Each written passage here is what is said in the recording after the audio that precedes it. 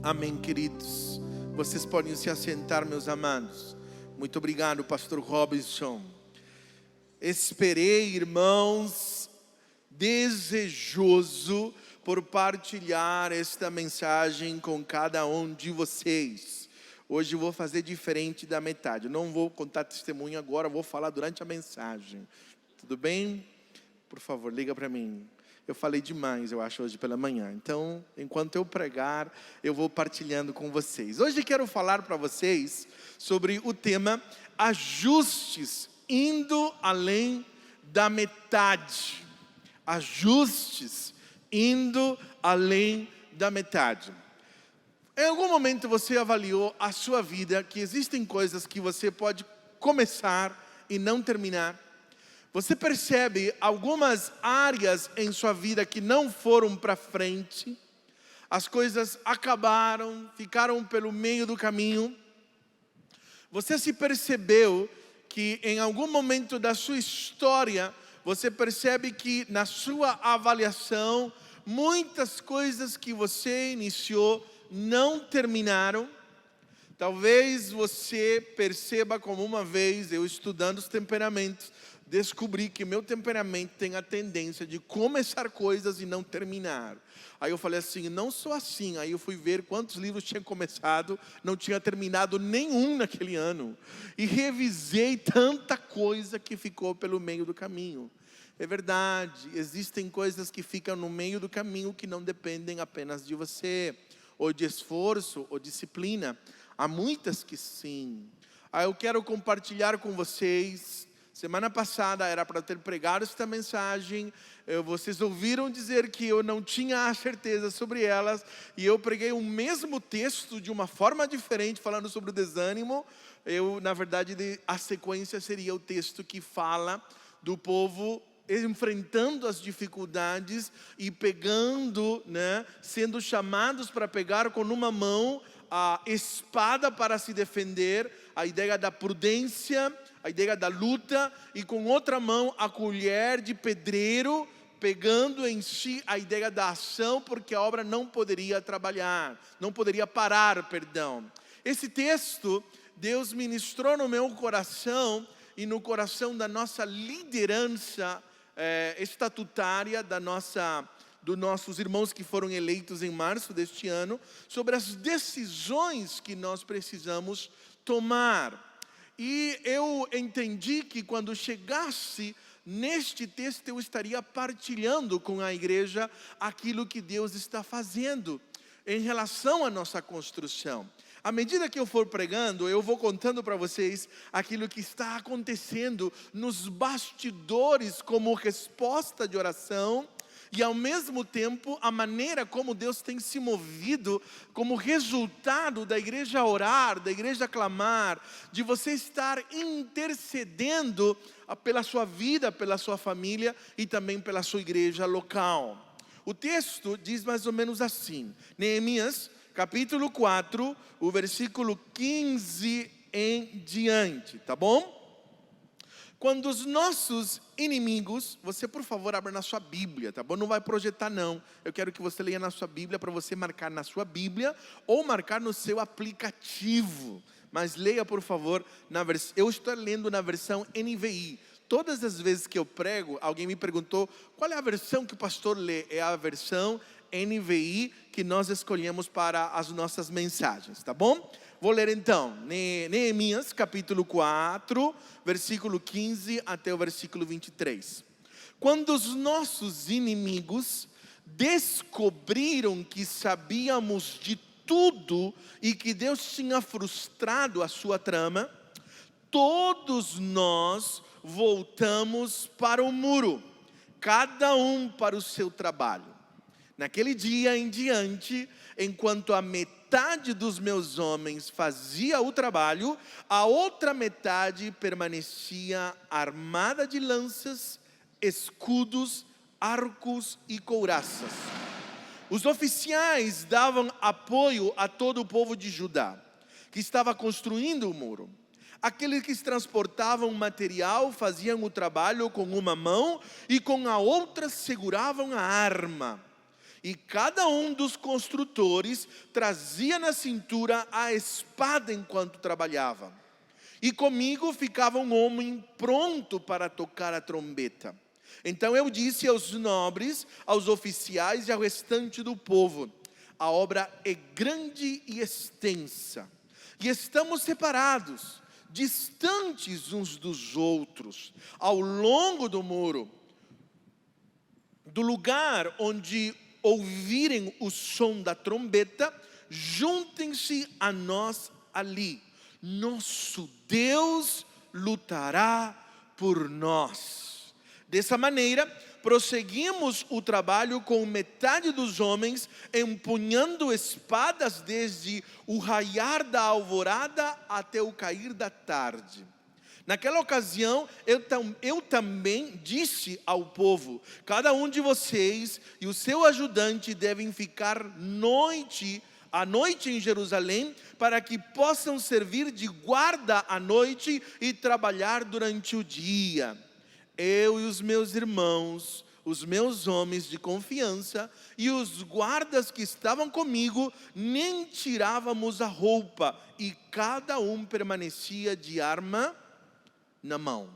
Que texto, gente, né? Pensa no negócio. Já sentiu quando faltou a força? Você clama e dos céus se abrem e alguma coisa extraordinária acontece.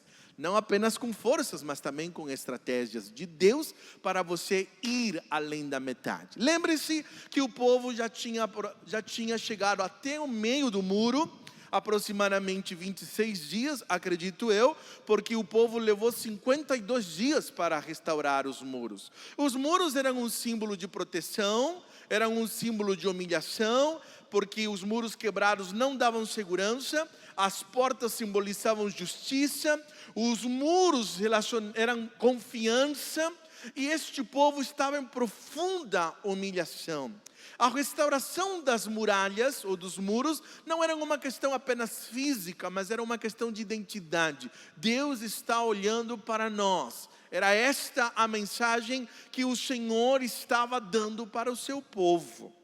Para você ir além da metade, quando você precisa compreender que as coisas têm que mudar na sua vida, chega do divórcio, não mais, você entende que não é mais um terceiro, segundo casamento. Às vezes Deus vai dizer: eu quero fazer algo diferente em você. Você precisa mudar a sua história.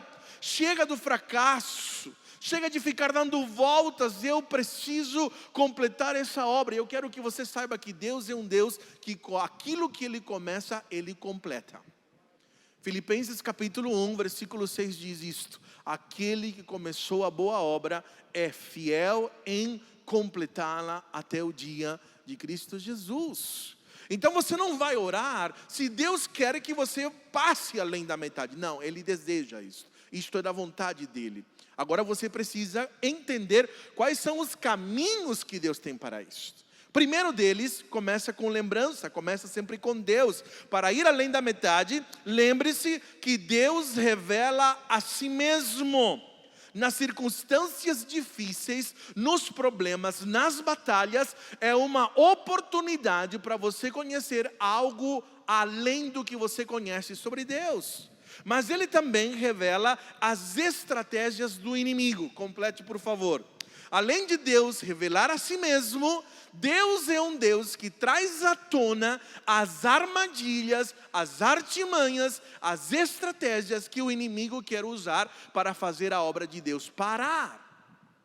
Para que você desista, para que a glória de Deus não apareça, para que este Deus não seja exaltado.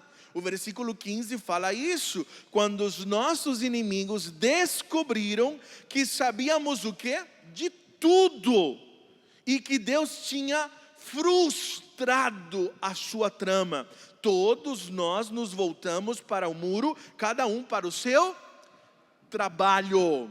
Lembrando que o foco de Satanás é que a obra de Deus pare, e ele usa estratégias.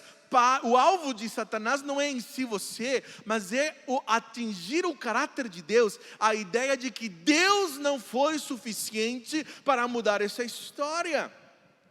o tempo todo, o alvo de Satanás continua sendo o agir de Deus, atingir o caráter de Deus.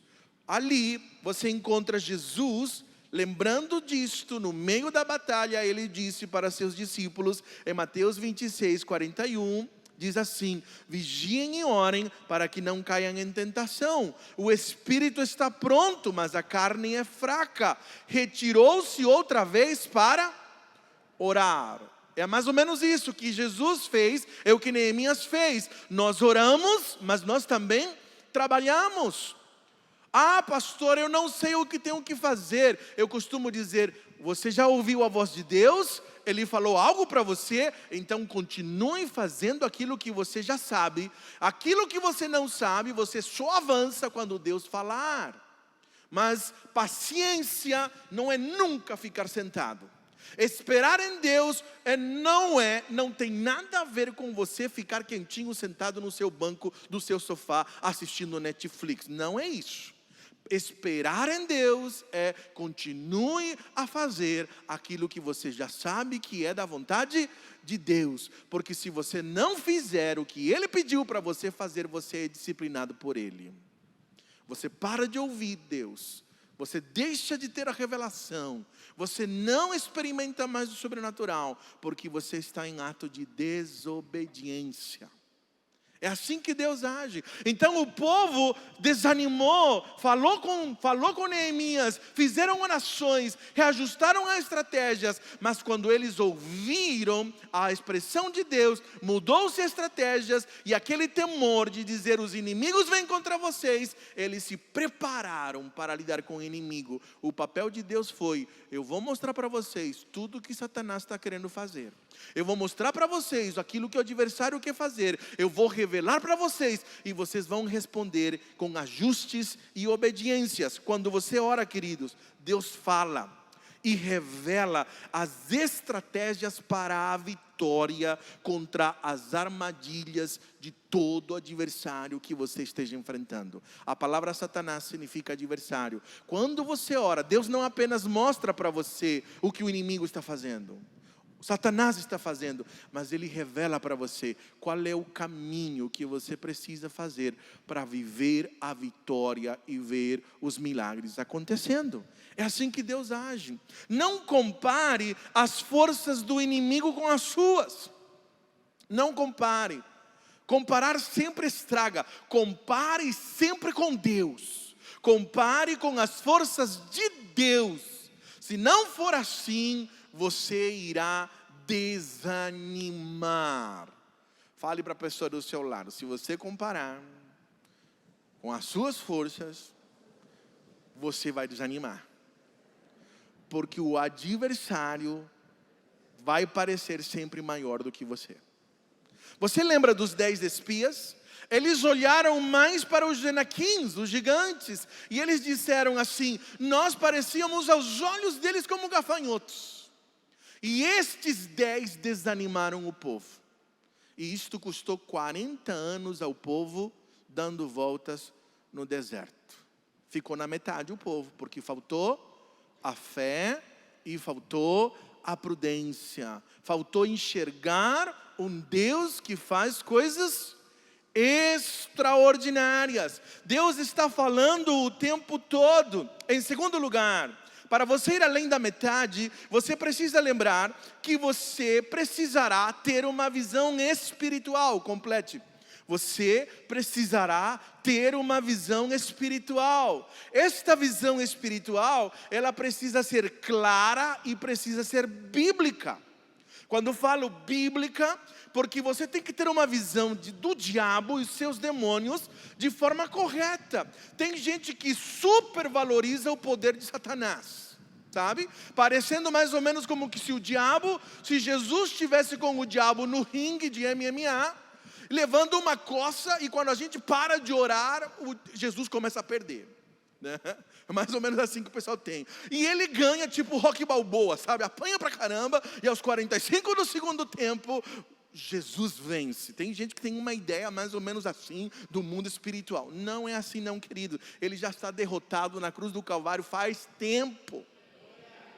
Tem um autor chamado Packer, que ele diz mais ou menos assim: o diabo nada mais é do que um pitbull bravo, na coleira de Deus, e quando Deus quer usar, ele diz assim: pega, Bob, e aí ele vai para cima, entendeu? Mas está sob o controle, porque é esta visão que você tem de Satanás e os seus demônios. Quando ele quer, muitas vezes ele permite, mas com as intenções de revelar o seu poder. Este é o nosso Deus, esta é a visão correta. Mas o Bob, ele faz estrago, eu quero que você saiba disso. Você não pode, desvalorizar e entrar como se você não estivesse vivendo uma batalha espiritual na sua vida. Como se o mundo espiritual não existisse, porque ele existe. E ele opera, e ele tenta, e ele oprime, e ele possui aqueles que não têm o Espírito Santo de Deus na sua vida. Mas medo, não. Submissão a Deus, sim. Então a palavra de Deus nos mostra a respeito disso. Tenha uma visão espiritual correta daquilo que você está vivendo, clara, bíblica. Olha o que vai dizer o versículo 16 ao 18. Naquele dia em diante, enquanto a metade dos meus homens fazia o trabalho, a outra metade permanecia armada de lanças, escudos, arcos e couraças.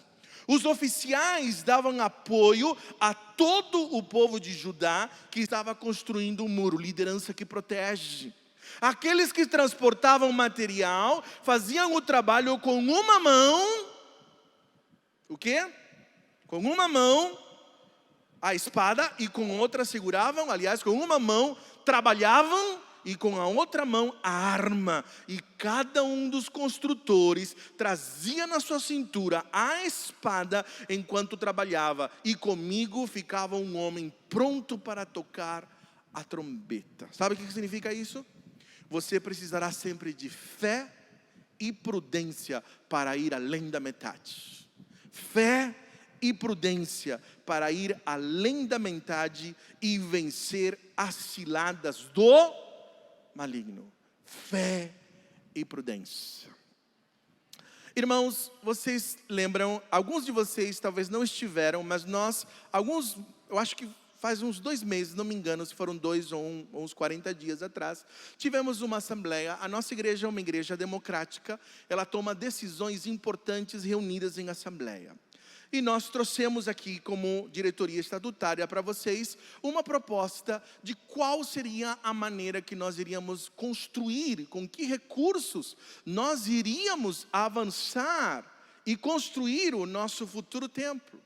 Nós entendemos que na verdade não é o templo ainda, é o nosso CT, o Centro de Treinamento Esperança. O templo ainda não é um lugar de formação de pessoas, porque o nosso campo não é lá. Ali é um lugar só de passagem, porque o nosso campo é um mundo. É alcançar aquele que está perdido, consolar aquele que está em lágrimas, confrontar aquele que precisa, estar falando e revelando, levando esperança às pessoas.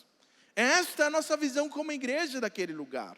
É um CT, por isso que já tem até nome, Centro de Treinamento Esperança. Vai ter muita sala, porque a ideia é a ação e o cuidado das pessoas do ponto de vista integral. Nós oramos, investigamos, buscamos e trouxemos uma proposta, fazer um consórcio. Aproximadamente em torno de 1.700.000 e alguma coisa, para chegar a 1.200.000, porque nós pensamos que seria o orçamento. Já ultrapassou 2 milhões o orçamento, mais ou menos por aí. A igreja aprovou, estava chegando no finalzinho, o irmão Alexandre Cheque faz um aditivo à proposta dizendo: eu queria que a igreja desse liberdade à diretoria estatutária para que, se aparecer uma coisa melhor, eles decidam. A igreja votou com um voto contra. A pessoa que votou contra, me aproximei dele, ele diz assim: pastor, não sou contra a construir igreja, mas ele diz: eu acho que a gente não precisa de consórcio. Nós precisamos crer que o dinheiro pode aparecer e Deus vai abençoar o pastor da própria igreja. Eu fui para casa dizendo: esse homem tem mais fé que eu, Jesus. E eu lembrei de uma pregação Porque a ideia era 20 mil reais por mês. Honestamente, com um esforcinho, a gente conseguiria. Nas campanhas que nós fizemos, num mês, enviamos para missões 25 mil reais. Do esforço dos irmãos. Eu disse, está tranquilo, está sossegado, está favorável. Pensei mais ou menos ali, entendeu? Só que no meu coração, eu ensinei para vocês que se alguma coisa eu consigo e eu não preciso de fé, isto não é uma obra de fé. Esta é uma obra sua. Porque a obra de fé precisa ter a intervenção de Deus. E eu falei esta palavra para a nossa diretoria estatutária. E nós ficamos assim, recebemos uma outra proposta, irmãos. Qual proposta? Temos um empresário que ele está disposto a financiar a obra para nós. A ideia mais ou menos é uma construção, de dizer, nós precisaremos pagar 800 mil a 900 mil reais até o final da construção. E os demais, ele parcela isto em 50 mil, em várias vezes. Aí nós ficamos em crise, irmãos. E agora? Nós vamos para o consórcio? Ou nós vamos para lá? De repente, alguém diz assim, irmãos, nós precisamos, eu entendo que nós devemos agir com fé e com prudência. Vamos fazer as duas. Aí eu falei assim, está maluco, Jesus, como que assim? Mas a gente não consegue, né? Meu Deus, e entramos numa angústia, que eu chamo isso de crise de fé. Sabe o que é crise de fé? Não é quando você quer se afastar de Deus. Não, crise de fé é que quando o que Deus está revelando para você, só vai acontecer se Deus intervir. É um chamado de Deus dizendo, faça, Felipe, ore, multiplique, dê de comer. E fala assim, como que eu vou fazer isso? Fé significa que a escolha que você vai ter, se Deus não intervir, você vai passar vergonha.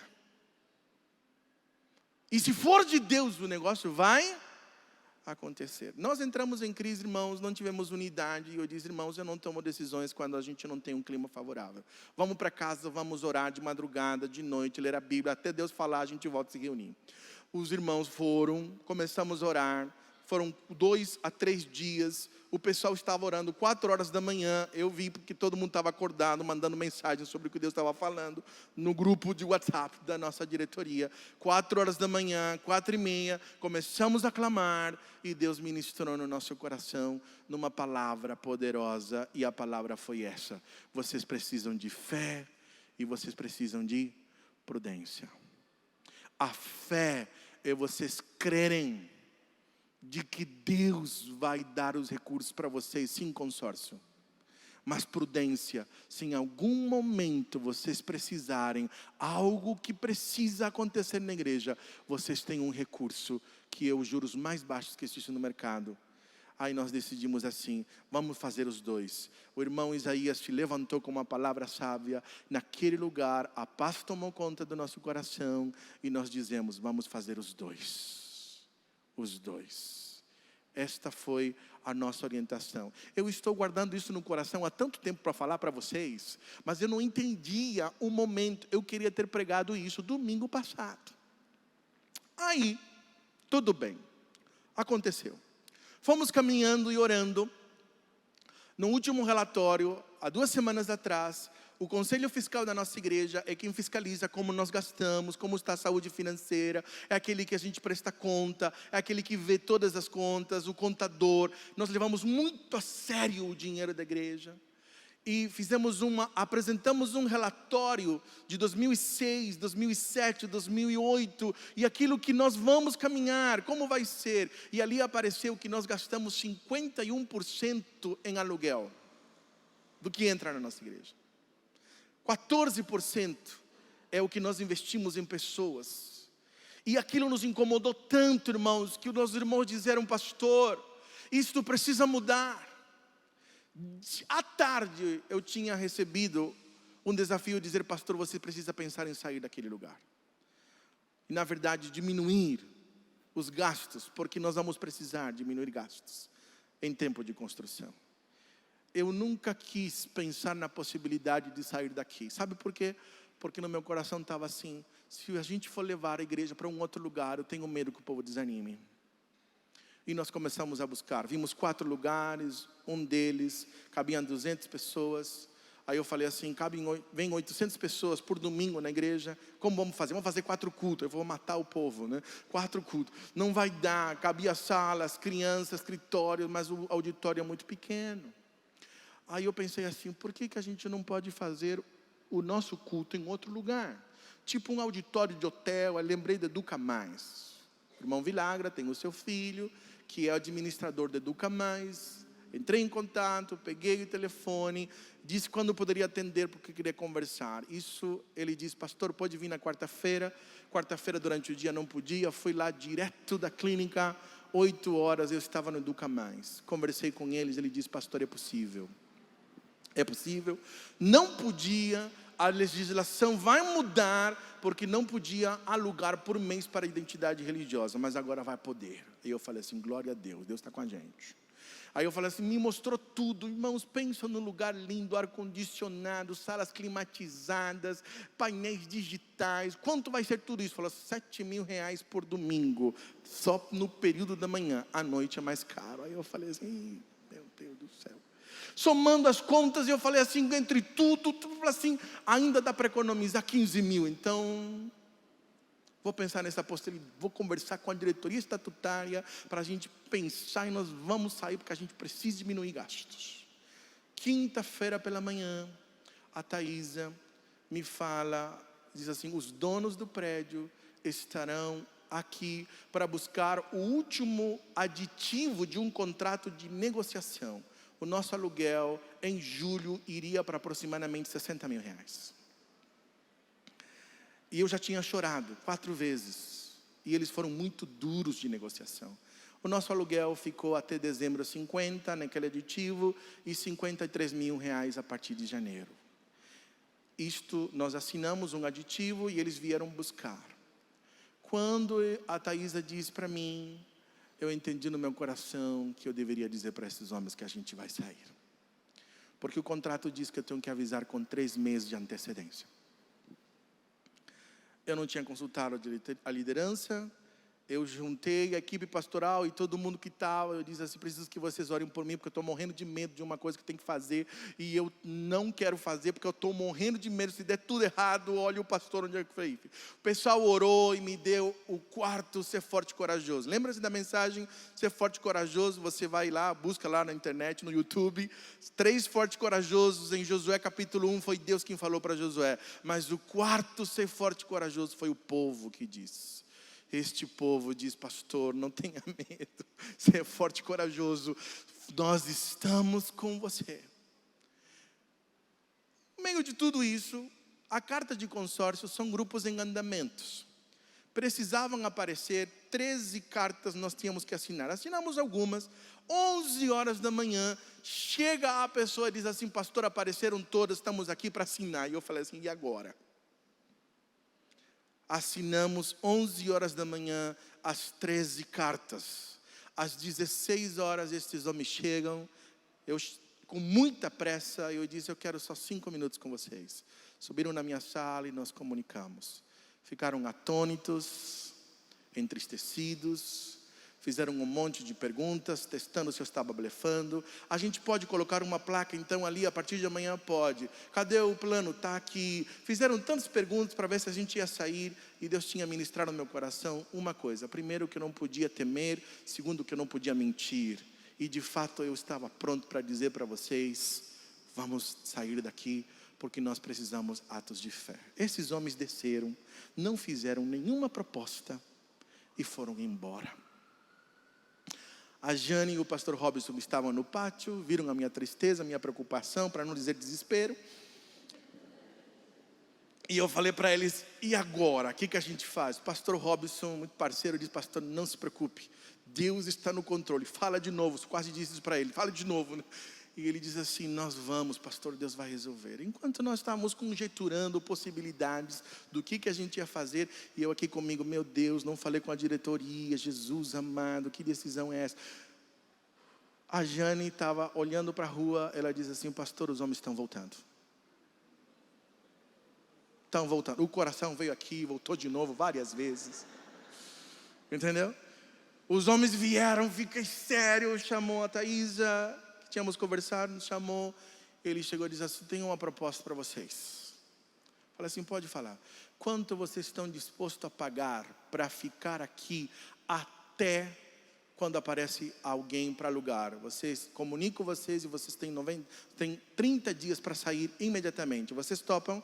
Fala assim: eu topo. Quanto vocês estão dispostos a pagar? Fala assim: 30 mil, não posso mais pagar do que isso, é minha última cota. Fala assim: negócio fechado. Aleluia. Aleluia. No dia que nós assinamos os consórcios, Deus nos deu o dinheiro todo que nós precisávamos. A partir de fevereiro, você vai ver placa de aluga-se ali. Nós vamos pagar 30 mil reais. E o Senhor disse para nós: eu tenho ouvido a oração do meu povo. Vocês precisam ainda ter fé. E vocês precisam de prudência. Eu estou com vocês. Então, nós agora, nos próximos meses, precisaremos levantar 450 mil reais. A metade nós já temos. Mas precisamos levantar por mês, fora do que entra, 50 mil reais de oferta de trabalho, ou de ofertas de dedicação desta igreja, porque para começar a obra nós precisamos em torno de 450 mil reais. Esse é um grande desafio de fé. Quando eu examinei as entradas da igreja nos últimos anos, os piores meses de entrada, adivinha qual que é? Janeiro, fevereiro e março. O povo se empolga com o 13º, gasta tudo, e às vezes não dá dízimo, não coloca, não bota, e complica por causa de tantas coisas que a gente tem que gastar. Eu falei assim: puxa vida, Senhor, né? Bem que a gente tem que atravessar o Jordão na cheia mesmo. Já viu na cheia, quando está mais difícil? Mas o Senhor tem mostrado que Ele está com o seu povo. Está com o seu povo. Então eu quero dizer para você, a partir de hoje, foi lançada uma nova campanha de construção, o lugar dos nossos sonhos. Estou dando abertura ao início da nossa jornada, porque nós já estamos com as nossas coisas prontas para mudar para a nossa casa. Deus permitirá que fiquemos até aqui, até o último dia que a gente precisar, sem que alguém venha aqui. Eu subi no gabinete e eu disse assim: por que eu não falei 20 mil? Alguns de vocês devem estar se perguntando. Eu contei para minha esposa, a primeira pergunta que ela fez: por que você não falou 20? O Espírito de Deus disse assim, nós tínhamos orado por 30, irmãos, esse foi o valor que Deus nos deu. O Espírito de Deus disse: se você tivesse desobedecido, você ia ser humilhado, porque por mais de 20, muita gente iria alugar esse lugar, mas mais de 30, ninguém vai. Deu para entender? Deu para entender? Então Deus é fiel. Deus fala, Deus revela, Deus mostra. Em terceiro lugar, eu vou pular o texto ali. Você precisará ter cuidado com as distrações, as aflições e as perseguições. As distrações visam usar sua força, não no que é importante. E as aflições visam tirar sua força, as aflições visam tirar a sua força. As perseguições visam tomar seu coração pela mágoa. Vou ler de novo. Há 3 coisas que você tem que ter cuidado: as aflições, as distrações e as perseguições. As aflições, as distrações, que você se desconcentre, gaste força onde não é necessário. As aflições tirem a sua força pela dor, pela angústia. E as perseguições contaminaram o seu coração, porque o alvo de Satanás é sempre o teu coração. Cuidado com os extremos, queridos. Não seja nem demasiadamente zeloso, nem demasiadamente misericordioso. Em terceiro e último lugar, junte-se com as outras pessoas ao que Deus está fazendo e obedeça a sua voz. Junte-se com outras pessoas ao que Deus está fazendo e obedeça a sua voz. Agora vem a parte prática da mensagem. 7 passos para você ir além da metade, tá bom? Eu queria que você ali fosse direto no volte-se, tá bom? Leia, por favor. Primeiro ponto, para você ir além da metade nesse texto. Primeiro, volte-se para a obra de Deus, para o seu reino, e faça sua parte. Não assuma o que não é seu, nem faça o que Deus não lhe pediu. Olha o que vai dizer o texto no versículo 19: a obra é grande e extensa. A obra grande e extensa precisa, irmãos, nesta igreja, nós não chamamos pessoas para servirem e morrerem trabalhando.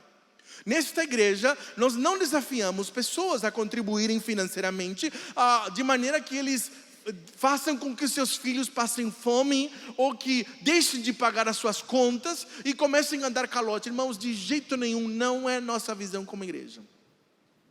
Mas a nossa visão como igreja está sendo: você tem 2 pães, 5 pães e 2 peixes.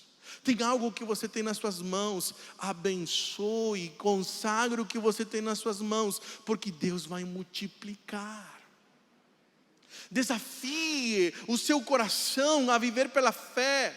Ouça o que Deus está colocando. Faça uma oração dizendo: Senhor, o que eu devo contribuir, como devo contribuir, me dê ideias. Senhor, eu quero me engajar no que o Senhor está fazendo. Volte-se para Deus. A palavra de Deus diz: busque primeiro o reino de Deus, a sua justiça, e todas as outras coisas serão acrescentadas. O nosso Deus, irmãos, frustra os propósitos do inimigo, mas nós precisamos voltar-nos à obra de Deus, pois este trabalho é nosso. Os anjos não podem fazê-lo, ninguém pode ficar no seu lugar. Volte ao muro, volte à obra, volte a envolver-se com o projeto de Deus. Não deixe as armas, não fuja da linha de combate, não se intimide com as ameaças dos adversários. Envolva-se na obra de Deus, porque além de você abençoar, você também é protegido. Você é protegido de você mesmo quando você está servindo. Você é protegido no serviço, mas não é você se matar servindo, não é você fazer coisas que Deus não te chamou a você fazer. Não é o nosso chamado, mas é entender que todos os que estão aqui têm um chamado para a obra de Deus, que pode ser dentro da igreja, que pode ser fora da igreja, que pode ser no ministério oficial, ou pode ser num ministério que ainda não é oficial, mas tenha por certo: Deus quer usar você na sua obra. Para você ir à frente, ir além da metade, queridos, tem trabalho. Não vai vir um anjo para fazer o trabalho por você. Quando Jesus ressuscitou Lázaro, ele disse para as pessoas: tirem a pedra. Você acha que Jesus poderia tirar ou não? É porque Jesus nunca faz o que você pode fazer, viu? Nunca faz. Acordar de madrugada é papel seu. O Espírito Santo te ensina a orar, mas acordar é seu mesmo. Tá bom? Deu para entender? Acordar é sua responsabilidade. Trabalhar, buscar, se dedicar. Nós precisamos agir pela fé. Nós precisamos ser ousados como igreja. E Deus respondeu dizendo: eu estou ouvindo a oração do seu povo. 24 horas de oração nós estamos como igreja. Tem gente orando de madrugada. Junte-se a isso. Envolva-se nisto. Abra bem os seus ouvidos. Mantenha as suas mãos ocupadas e os olhos abertos. Vou repetir de novo. Abra bem os seus ouvidos para o que Deus está falando. Mantenha as suas mãos ocupadas ao que Deus está pedindo para você. E os olhos abertos, porque o inimigo não para. O inimigo não dorme. O inimigo o tempo todo está cercando ao redor, buscando alguém que possa tragar e devorar. Vista-se da armadura de Deus para resistir contra as ciladas do diabo, diz a palavra. Eles trabalharam, irmãos, e vigiaram. Os moços, os chefes, os carregadores e os edificadores, todos trabalhavam e vigiavam. A vigilância não é algo só do pastor, não é só da liderança. A vigilância é um trabalho de todos. A palavra para nós, a espada é a palavra de Deus, é a promessa de Deus, é o que Deus disse. E a vigilância é a nossa vida de intercessão e oração. Deus o tempo todo está respondendo. Muitos, não podemos, irmãos, deixar as nossas armas de lado. Muitos obreiros, irmãos, se perdem no trabalho e se cansam na obra de Deus. Muitos caem no meio da batalha porque eles estão fazendo algo que Deus não lhes pediu. Trabalham sem vigilância, sem estar atentos, sem perceber que a coisa mais importante na obra não é a obra, mas é o Senhor da obra. Há muita gente que está tão preocupada com a obra de Deus que esqueceu do Deus da obra. E cai no meio da batalha. Não é o nosso chamado.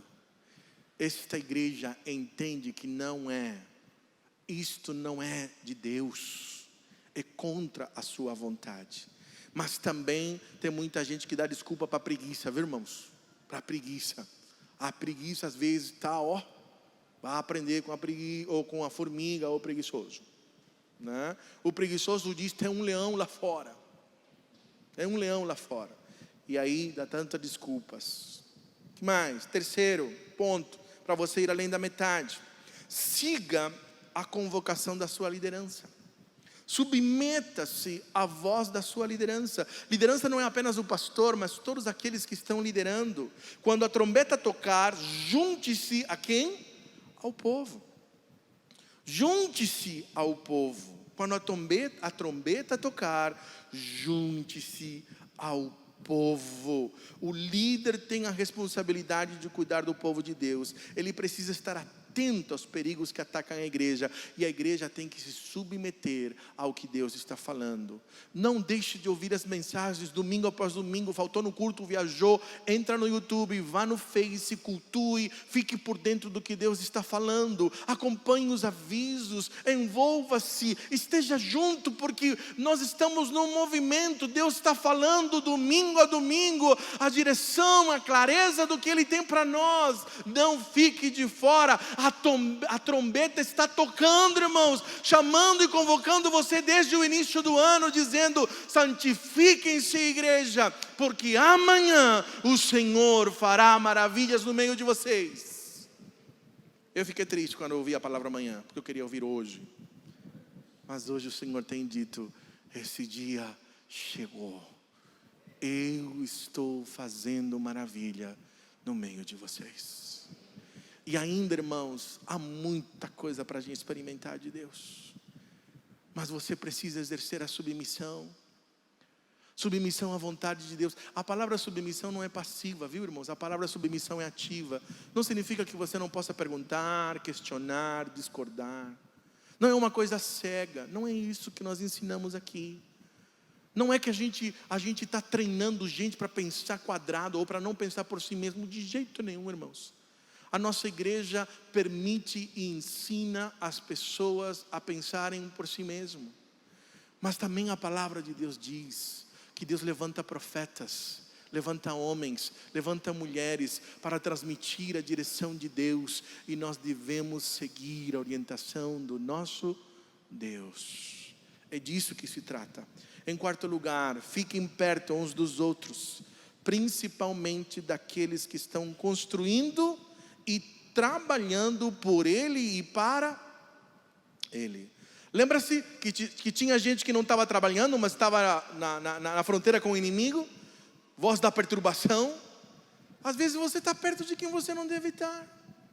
Às vezes você está querendo agradar mais gente do que Deus. Você às vezes precisa de algumas mudanças, alguns ajustes na sua vida, perto de quem você está. Eu não estou dizendo que você só deve ficar perto de quem pode te abençoar. Já ouviu aquele pessoal lá, o pessoal do coaching? Às vezes eu discordo um pouquinho daquela ideia. Você é o resultado das 5 pessoas com que você mais convive. A ideia é tipo assim, joga só com o Messi e joga com o Cristiano Ronaldo. Não jogue com o pessoal da várzea não, senão vai te atrapalhar. Eu discordo disso, viu, irmãos? Por que eu discordo? Porque eu também entendo que a gente aprende com as pessoas que estão também começando. Porque senão a gente só tem interesse. Senão eu sou egoísta, só quero crescer, mas não quero fazer parte do crescimento de uma outra pessoa. Então eu não penso nisso. Eu entendo que tem que ter sempre que me inspire e que me ensine. Eu devo conviver com eles, mas eu também tenho que estar ensinando aquilo que eu recebi. Porque quanto mais eu reparto, mais eu ensino. Quanto mais eu cuido, eu também sou abençoado. Então tem a gente acima de você, do ponto de vista de habilidades e trabalho, mas também tem a gente que você instrui. E não fique só com as 5 pessoas, porque tem gente que você considera que não te acrescenta nada, você vai deixar do caminho. Não, porque Deus te chamou para você cuidar dele, para você inspirar. Aí é você que vai cuidar destas pessoas. Então aqui, esteja junto. A obra não é sozinho, não é só você. Não é competição, não é quem dá mais, não é qual é o ministério que cresce mais. Não é. A igreja às vezes tem algumas coisas que adoecem a igreja. Não. A obra é de todos. Todos precisamos envolver-nos. É estar juntos. Nada destrói mais a força de uma igreja do que as competições, as comparações, as fofocas dos problemas de relacionamentos. E nada é mais forte numa igreja do que a unidade desta igreja, do que ela estar junto. Fique perto das pessoas. Se você não tem pequeno grupo, busque um pequeno grupo. Se você não está caminhando com alguém, ore para que Deus te mostre quem pode caminhar com você. Se você percebe perto ao redor de você gente que você pode abençoar. Ah, pastor, mas eu ainda não estou pronto. Mas você vai ficar, mas fazendo, servindo. Trabalhe, envolva-se. Trabalhe na medida das suas forças. Complete, por favor. Trabalhe na medida das suas forças.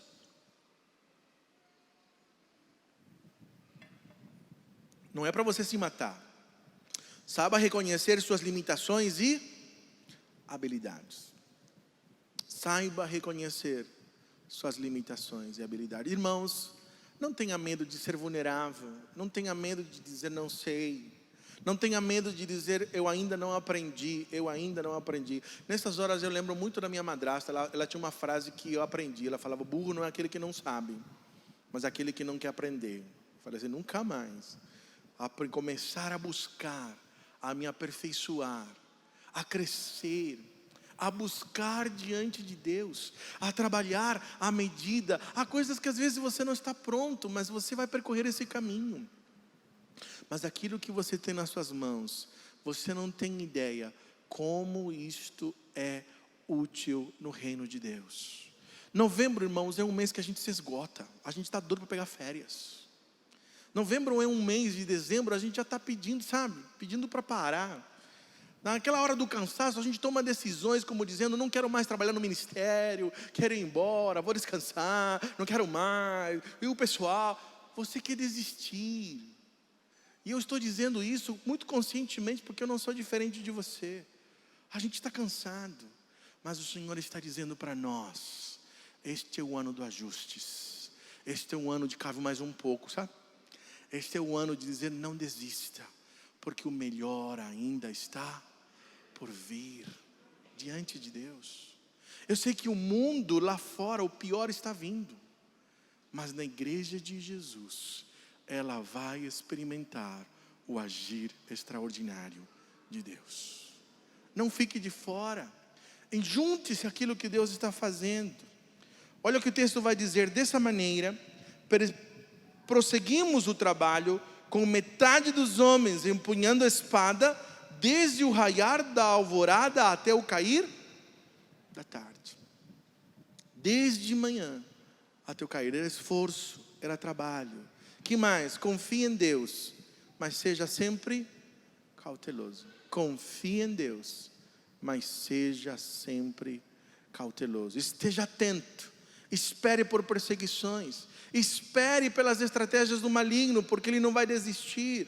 Naquela ocasião eu também disse ao povo: cada um de vocês e o seu ajudante deve ficar à noite em Jerusalém. Fique em Jerusalém, não vá para fora. Agora é o momento de todos se esforçarem, para que possam servir de guarda à noite e trabalhar durante o dia. Pensa no negócio, ficar atento, às vezes não dormir ou dormir pouco, e continuar trabalhando, vigiando. A cautela, irmãos, a fé não é presunção, querido. Confiança em Deus nunca anulou a prudência. É por isso que nós fazemos seguro de carro, colocamos tranca nas nossas portas, evitamos lugares perigosos, porque não se trata de você entender que a fé deixa de lado a prudência. As duas coisas nós precisamos. Empunhe as armas de combate, mas saiba que a vitória vem do Senhor. A vitória vem do Senhor. Prepare-se, use as armas. Eu e os meus irmãos, os homens de confiança e os guardas estavam comigo, nem tirávamos a roupa, e cada um permanecia como? De arma na mão. Deus precisa receber sempre toda a sua glória. Deu para entender, queridos? Deus está chamando você para ir além da metade. Eu quero desafiar você a orar por isso. Quero que você feche os seus olhos por um instante agora. E eu gostaria que a sua mente fosse para aquelas áreas na sua vida que você percebe que ainda estão pela metade. Gostaria que você observasse e perguntasse ao Senhor de que maneira Ele está agindo ao seu redor. Eu quero convidar a que você faça uma oração sincera, dizendo: Deus, abre os meus olhos. Eu quero ver o que o Senhor está fazendo ao meu redor. Nós fechamos profeticamente o ano, mas não o exercício da revisão, o chamado à santificação. Deus continua dizendo a pessoas: eu tenho tanta coisa para você, mas você não abre mão dos seus prazeres, dos seus hábitos. Deus tem nos convocado à vigilância. Talvez você vai sair daqui com um propósito, dizendo: eu quero fazer algo que eu nunca fiz pela minha vida espiritual. Eu vou jejuar, se você nunca jejuou. Se você já jejuou, então eu vou jejuar 3 dias. Se você faz isso, então eu vou jejuar 21 dias, como Daniel. Vou comer só legumes. E vou clamar, vou buscar, vou acordar mais cedo. Vou ler a Bíblia de forma diferente, do jeito que eu nunca li. Eu vou orar do jeito que eu nunca orei. Eu vou juntar minha família para clamar com eles e orar com eles. Eu vou contar o que Deus tem feito. Eu vou pedir para que Deus revele a sua glória na minha casa. Eu vou restaurar o meu lugar de adoração, o meu quarto de oração, onde eu me ajoelhava, onde eu clamava, onde eu orava. Eu quero, Senhor, leva-me de volta à tua presença.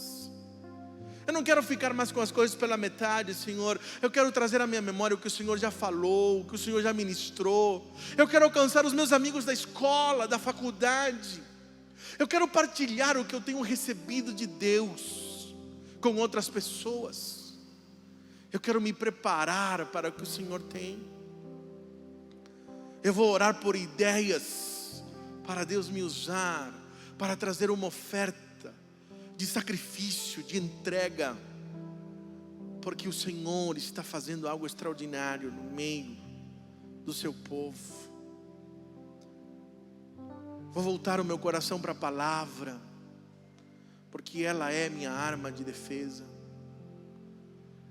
Eu quero viver por fé, Senhor. Eu não quero apenas ver histórias de fé sendo contadas nos livros. Eu desejo, Senhor, tem histórias para contar para meus filhos do que o Senhor está fazendo. Eu não quero ficar de fora, Senhor, mas o Senhor sabe o que me impede, o Senhor sabe o que me atrapalha. Eu quero dar a oportunidade a mim mesmo de conhecer um Deus que fala, um Deus que age. Eu não entendo muitas vezes, Senhor, e eu reconheço isso. Que eu vejo às vezes, eu só creio no concreto, no que se vê. Então para mim a fé, Deus, é muito difícil. Mas eu estou abrindo meu coração hoje para conhecer este Deus que é real. Porque eu não quero ficar pela metade nas minhas coisas, na vida, na família, no casamento, no trabalho. Eu desejo tanto, Senhor, ver a Tua glória. E quando ela acontecer, Senhor, eu vou dar glórias ao Senhor. E eu vou exaltar o Senhor, eu não vou tomar isso para mim. É disso que eu estou pedindo, Senhor, nesta noite. Se você está fazendo a oração de entrega pela primeira vez, de declarar a sua fé em Jesus e dizendo, eu não vejo, mas hoje eu afirmo a minha fé em Jesus pela primeira vez. Porque eu desejo me entregar a Ele.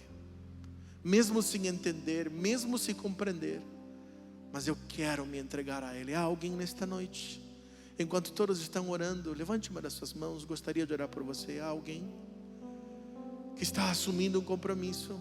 Deus te abençoe. Deus te abençoe. Há mais alguém, queridos, que Deus está tocando o teu coração, chamando você, dizendo, deixa eu te ensinar quem eu sou, deixa eu mostrar para você. Você precisará declarar a sua fé, você precisará confiar, e eu vou te ensinar. Deus te abençoe. Há mais alguém assumindo essa decisão ao lado de Jesus, ouvindo o extraordinário de Deus, querendo conhecer o Senhor por uma experiência real e pessoal? Deus te abençoe, querido. Deus te abençoe. Deus está chamando pessoas para um relacionamento real, pessoal e prático. Não resista. Deixe Deus conduzir a sua vida. Obrigado, Jesus, por todas as pessoas que levantaram a sua mão. Aquelas que não, mas que estão dizendo ao Senhor, eu quero te conhecer, ó Pai. Eu abro meu coração e eu reconheço que eu não tenho fé, mas que o Senhor pode gerar isso em mim. Gera em meu coração uma fé capaz de ver o Senhor, o que o Senhor está fazendo. É o que eu te peço, Senhor, em nome de Jesus. Há pessoas aqui, Senhor, que têm coisas pela metade. Eu quero orar por elas, ó Pai. Eu quero clamar por elas. Nós estamos vivendo o ano dos ajustes, Senhor. Há muitas coisas que nós temos que deixar de lado. Outras coisas incluir, mudar de lugar. E nós queremos dizer, Pai, que nós estamos prontos para ser barro nas mãos do oleiro, para ser moldados e para permanecer nelas e ser usado. Sobre a nossa casa, sobre o nosso lar, vem com a Tua glória, ó Pai. Sobre o nosso casamento, sobre os nossos filhos, sobre o trabalho das nossas mãos, vem, ó Pai. Completa a Tua obra. Completa, Senhor. Nós confessamos mais uma vez a nossa incredulidade. Nós confessamos mais uma vez o quanto é difícil para nós vivermos por fé. Mas nós estamos prontos e dizendo ao Senhor, ensina-nos a viver por fé. É o que eu te peço, no nome de Jesus. Amém e amém.